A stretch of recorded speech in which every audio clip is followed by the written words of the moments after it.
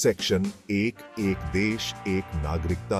भारतीय नागरिकता का असली मतलब one nation one citizen, the essence of Indian citizenship. India जो बहुत अलग अलग तरह के लोगों का देश है, एक देश एक नागरिकता के सिद्धांत को मानता है। यह सिद्धांत जो हमारे संविधान में लिखा है कहता है कि हर भारतीय, चाहे वो कहीं भी पैदा हुआ हो, चाहे उसका कोई भी धर्म हो, जाति हो या भाषा हो, उसके पास एक ही भारतीय नागरिकता होती है। यह आइडिया ड्यूअल सिटीजनशिप से बिल्कुल अलग है, जहां लोग एक ही समय पर दो अलग अलग देशों के नागरिक हो सकते हैं। जहां यूएसए और स्विट्जरलैंड जैसे देश ड्यूअल सिटीजनशिप की इजाजत देते हैं, वहीं इंडिया ने आजादी के बाद सिंगल सिटीजनशिप का रास्ता चुना। यह फैसला इसलिए लिया गया था क्योंकि एक नए आजाद देश को, जो बंटवारे के बाद की मुश्किलों से जूझ रहा था, उसमें एकता और अपनेपन की भावना को मजबूत करना जरूरी था। इसका मकसद एक ऐसा समाज बनाना था जहां हर नागरिक को उसके क्षेत्र या बैकग्राउंड से कोई फर्क नहीं पड़ता और सबको बराबर हक और मौके मिले। सिंगल सिटीजनशिप को अपनाना एक बहुत बड़ा फैसला था, जो दिखाता है कि इंडिया एक ऐसे राष्ट्र का निर्माण करना चाहता है जहां एकता और समानता उसके होने का आधार हो। सेक्शन 2, संघवाद और नागरिकता। इंडिया बनाम दुनिया, federalism and citizenship, India versus the world. India का सिंगल सिटीजनशिप को अपनाना बहुत महत्वपूर्ण है क्योंकि यहां संघीय स्ट्रक्चर है। फेडरलिज्म का मतलब ही होता है कि केंद्र सरकार और अलग अलग राज्यों के बीच पावर का बंटवारा हो। इस बंटवारे की वजह से अक्सर यह सवाल उठता है कि पूरे देश के फ्रेमवर्क में नागरिकों और उनके राज्यों के बीच क्या रिश्ता है। यूएसए जैसे देशों में जहां फेडरल मॉडल है और ड्यूअल सिटीजनशिप भी है, वहां लोग फेडरल लेवल पर citizens of the United states और स्टेट लेवल पर जैसे न्यूयॉर्क या कैलिफोर्निया के नागरिक दोनों जगह नागरिक होते हैं। स्विट्जरलैंड एक और मॉडल पेश करता है अपने कैंटन्स के साथ, जहां हर कैंटन को थोड़ी बहुत ऑटोनॉमी हासिल है। स्विस नागरिक सबसे पहले अपने कैंटन के नागरिक होते हैं और फिर स्विट्जरलैंड के। इंडिया का फेडरलिज्म और सिटीजनशिप का तरीका इन मॉडल से काफी अलग है। सिंगल सिटीजनशिप को अपनाकर इंडिया ने राज्य की एलिजेंस के बजाय राष्ट्रीय एकता और एकीकरण को ज्यादा महत्व दिया। सेक्शन 3, अनेकता में एकता, एकल नागरिकता के फायदे। Unity in diversity, advantages of single citizenship. India के सिंगल सिटीजनशिप के फैसले के कई फायदे हुए हैं, खासकर एकता को बढ़ावा देने और राज्य के आधार पर भेदभाव को रोकने में। सबसे बड़ा फायदा यह है कि इससे नागरिकों में राष्ट्रीय पहचान की साझा भावना पैदा होती है।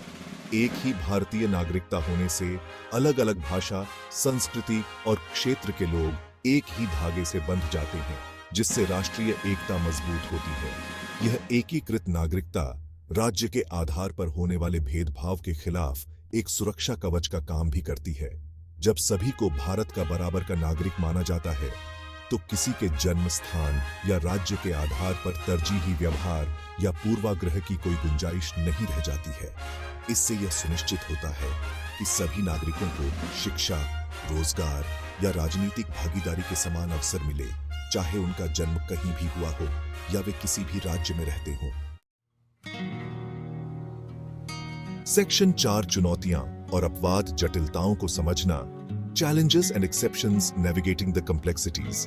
हालांकि भारत के एकल नागरिकता मॉडल ने राष्ट्रीय एकता और समानता में महत्वपूर्ण योगदान दिया है, लेकिन यह अपनी जटिलताओं और अपवादों के बिना नहीं है। एकल नागरिकता के सिद्धांत को विभिन्न राज्यों की चिंताओं और आकांक्षाओं को संबोधित करने की आवश्यकता के साथ संतुलित करना प्राथमिक चुनौतियों में से एक है। संविधान एकल नागरिकता की वकालत करते हुए अलग अलग राज्यों की कुछ विशिष्ट आवश्यकताओं को समायोजित करने की आवश्यकता को भी स्वीकार करता है। यह मान्यता अनुच्छेद 15 जैसे प्रावधानों में परिलक्षित होती है, जो जन्म स्थान सहित विभिन्न आधारों पर भेदभाव को प्रतिबंधित करता है, लेकिन महिलाओं और बच्चों के लिए विशेष प्रावधानों की अनुमति देता है। इसके अलावा अनुच्छेद 16 में निहित अधिवास की अवधारणा राज्यों को अपने अधिवासित निवासियों के लिए कुछ सार्वजनिक रोजगार के अवसरों को आरक्षित करने की अनुमति देती है। ये अपवाद, जबकि एकल नागरिकता के सिद्धांत का खंडन करते हुए प्रतीत होते हैं, विशिष्ट सामाजिक आर्थिक वास्तविकताओं को संबोधित करने के लिए संविधान द्वारा अपनाए गए व्यावहारिक दृष्टिकोण को उजागर करते हैं। एक और चुनौती विदेशी नागरिकता के मुद्दे से उत्पन्न होती है, जबकि भारत दोहरी नागरिकता की अनुमति नहीं देता है। ये प्रवासी भारतीय नागरिकता या ओसीआई कार्ड के माध्यम से सीमित दोहरी नागरिकता के रूप की अनुमति देता है। ओसीआई कार्ड धारक, जबकि पूर्ण नागरिक नहीं है, कुछ लाभों और विशेषाधिकारों का आनंद लेते हैं, जो भारत के अपने प्रवासी भारतीयों के साथ विकसित होते संबंधों को दर्शाता है। सेक्शन 5, निष्कर्ष एकल नागरिकता, भारतीय पहचान की आधारशिला।